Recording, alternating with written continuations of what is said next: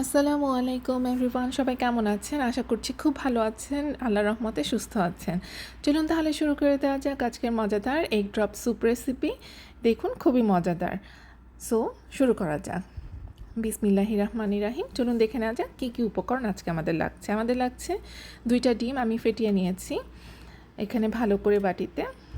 এরপর আমাদের লাগছে সামান্য গোলমরিচ গুঁড়া, লাগবে একটা চিকেন কিউব, আমাদের লাগছে আধা কাপের মতন বেবি কর্ন কাটা, 1 টেবিল চামচের মতন মাখন, আধা কাপের মতন মাশরুম কুচি, কিছু কাঁচামরিচ এবং কর্নফ্লাওয়ার।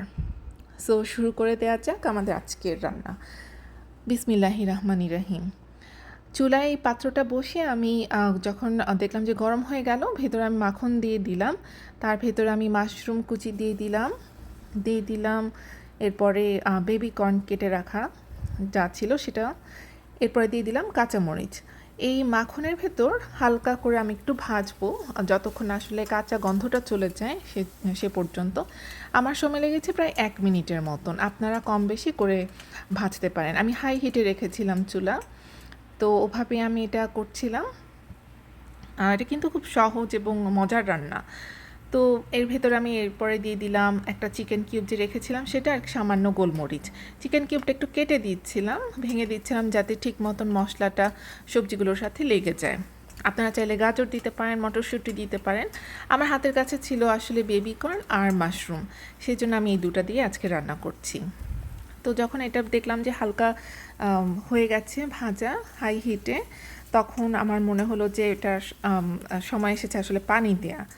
তো আমি প্রায় এটা সম্পূর্ণটা সময় লেগেছে আমার এটা ভাজতে, প্রায় 1 মিনিটের একটু কম বেশি হতে পারে।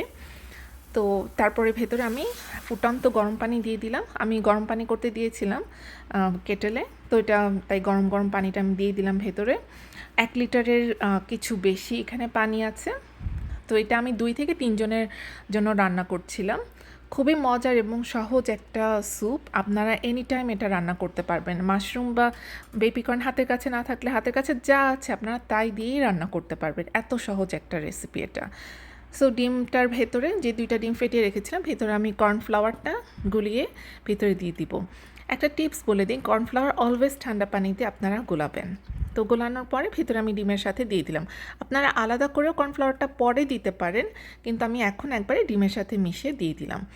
সো এটা ফুটছিল যেহেতু পানিটা, আমি ভাবলাম এখন এইটা খুব ভালো সময় ডিমটা দেওয়ার। তো ডিমটা আমি একটু উপর থেকে হালকা আস্তে আস্তে করে ঢেলে দিচ্ছিলাম, আর আরেক হাত দিয়ে আমি নাড়াচাড়া করে দিচ্ছিলাম পানিটা, যাতে এক জায়গায় দলা পাকিয়ে না যায় ডিম। সো এইভাবে দেখতে পাচ্ছেন কেমন একটা সুন্দর জালি জালি মতন হয়ে গেল ডিমটা, খুব সুন্দর করে। তো উপরে আমি একটু গোলমরিচ আবারও আরেকটু দিয়ে দিলাম স্বাদের জন্য। আপনারা এই মুহূর্তে আপনারা দেখে নিতে পারেন যে লবণ ঠিক আছে কি না। লবণ যদি কম হয় একটু দিয়ে দিবেন, আর যদি লবণ বেশি হয় একটা আলু ছোট করে কেটে ভিতরে দিয়ে দিবেন, তাহলেই ব্যালেন্স হয়ে যাবে। তো দেখুন কথা বলতে বলতে স্যুপ কিন্তু আমাদের রেডি।